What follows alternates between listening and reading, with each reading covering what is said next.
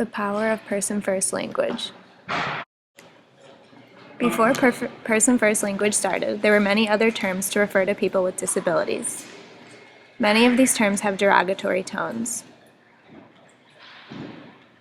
For example, the word handicap began to describe people with disabilities who would beg for money on the streets with their cap in hand.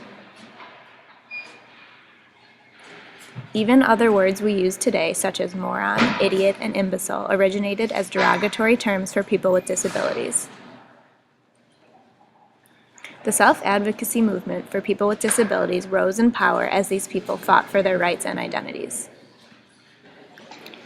People with disabilities have been advocating for their rights since the 1900s. In 1974, a group of pioneer advocates, along with social worker Dennis Heath, met to plan a conference on self-advocacy. While planning the conference, one advocate objected to the use of offensive words such as the R word and handicap. This prompted them to call themselves the People First of Oregon. See the person, not the disability. I want to be treated like a person first, said member of Person First of Oregon. The first group to officially recognize person-first language was the Association for Persons with Severe Handicaps in 1988. It's meant to focus on the person's ability instead of their disability.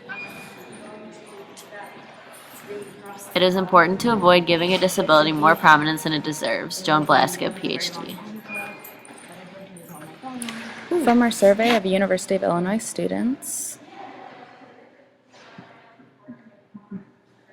which sounds more like something you would say? The student with disabilities, according to 37 students, the disabled student, according to none, the child with autism, according to 28 students, or the autistic child, according to 9 students. Do you know what person-first language means? Yes, according to 24 students, and no, according to 13 students. The importance of person-first language on identity. Many parents, people, and professionals who work with autistic people prefer to say person with autism. This emphasizes the humanity of their child before the disability. Person-first language puts the person before the disability. Historically, people with disabilities are viewed as people with a problem or victims. Lately, disability awareness has only gotten stronger and more prevalent. There has been more coverage of disability issues and has altered the public's views and knowledge. 54 million Americans, 1 out of 5, have a disability. Disability is a part of someone, it's not a problem that they have. How we say words makes a difference in how people perceive them. Our attitude towards topics can easily be taken the wrong way. This is why it's necessary and important to always use person-first language.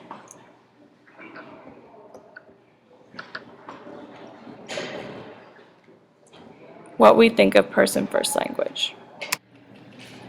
Everyone has obstacles, so why should certain people be labeled with descriptions using ED or IC?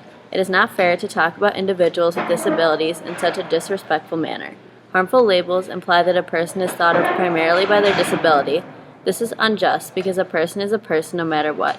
Taking Special Education 117 has shown me the importance of using person-first language, and I will always remember to use it from now on. My perspective of people with disabilities has definitely changed after this course. If anything, my view has been widened. I never realized the amount of people with some form of a disability, or the movements, large and small, that some of these people have been through. This has made me see the strong disability identity that there is in our world. Person-first language will help keep this identity alive and strong, and I think it is the most simple yet important thing I learned from this course that I will use in my future. My view on person-first language has definitely changed since taking SPED 117.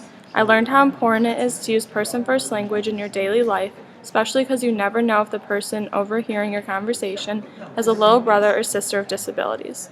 Each person is an individual, and their disability is just a part of them, not who they are. I think that my view on person-first language has changed in a positive way since the beginning of this course. Before this class, I had no idea what person-first language was. By using person-first language, we put the individual before their disability, which creates a positive outlook on them.